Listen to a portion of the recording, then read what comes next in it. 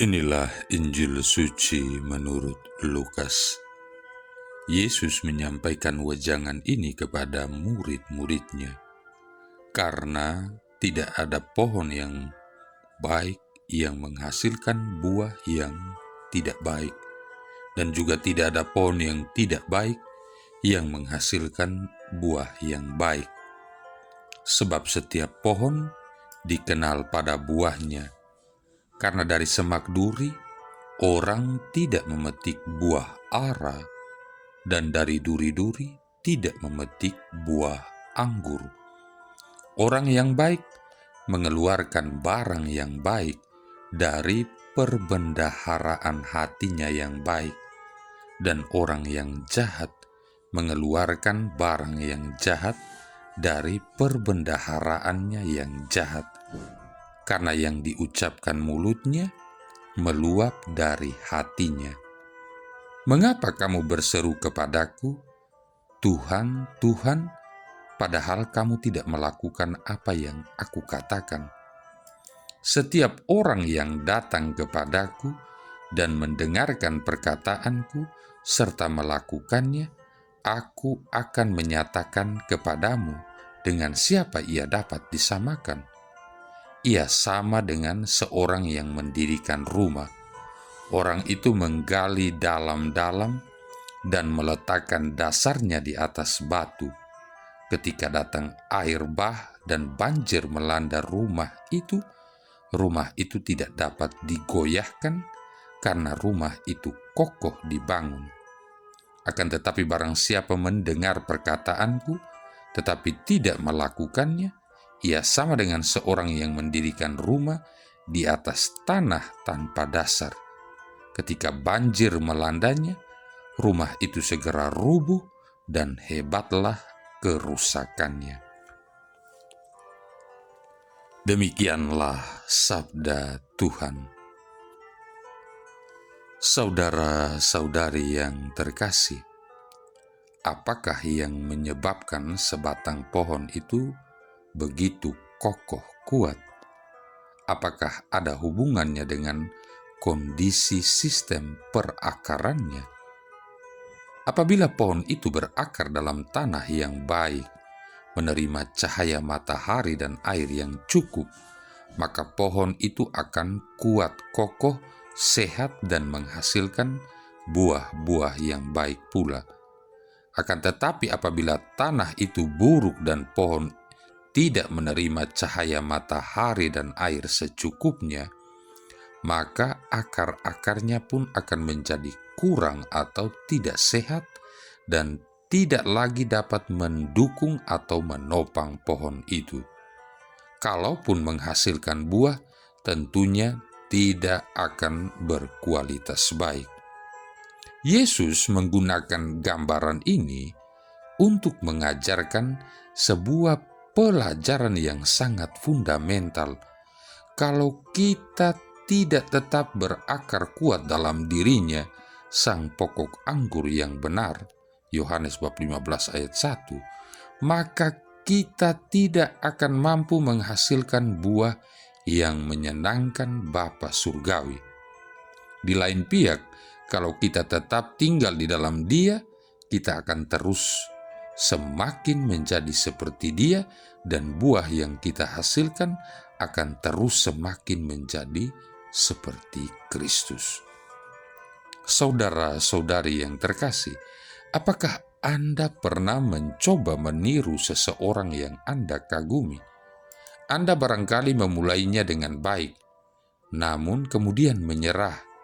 Sekali Anda menyadari betapa sulitnya menjadi seseorang yang bukan dirimu sendiri. Kabar baiknya adalah bahwa dengan Yesus ceritanya lain sekali. Ia mati di kayu salib dan bangkit sehingga kita dapat menjadi seperti Dia sendiri. Dengan demikian, upaya kita akan memberikan hasil yang luar biasa. Kita dapat menghasilkan buah yang sama dengan buah yang dihasilkan olehnya, karena kita dibaptis ke dalam hidupnya sendiri. Kita adalah dari pohon yang sama. Dia telah memberikan kepada kita Roh Kudus-Nya untuk mentransformir kita lebih dan lebih lagi ke dalam gambar dan rupanya. Selagi kita berada dekat dengan Dia dalam doa, devosi, sakramen-sakramen, dan tetap taat kepada perintah-perintahnya, kita pun akan mendapati diri kita berubah pada akar keberadaan kita, yakni hati kita, sehingga dengan demikian seluruh pohon kehidupan kita akan menyenangkan Sang Bapa Surgawi. Saudara-saudari yang terkasih, bagian kedua dari bacaan hari ini dimulai dengan sebuah pertanyaan Yesus yang sangat mengena bagi kita semua dan patut direnungkan dengan serius.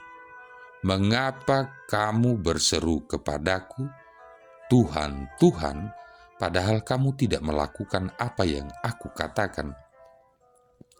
Dalam bagian kedua ini sebenarnya Yesus mengajarkan hal yang sama, tetapi dengan memakai gambaran sebuah rumah yang didirikan di atas fondasi yang kokoh.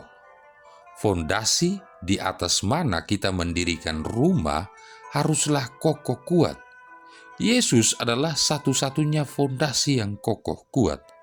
Apabila kita mencoba untuk mendirikan rumah di atas sesuatu yang lain, bahkan dalam rangka upaya kita sendiri untuk menyenangkan Allah, maka rumah yang kita bangun itu tetap saja tidak akan mampu menahan beratnya kehidupan ini. Dengan Yesus sebagai fondasi iman kita, maka tidak akan ada kekuatan apapun yang dapat mengalahkan kita.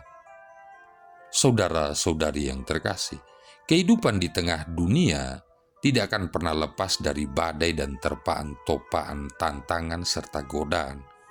Banyak orang yang tergerus bahkan hancur hidupnya oleh karena semua tantangan itu. Dengan mudah orang menjadi putus asa dan menikmati keterpurukannya. Semua itu terjadi karena dasar hidupnya tidak kokoh.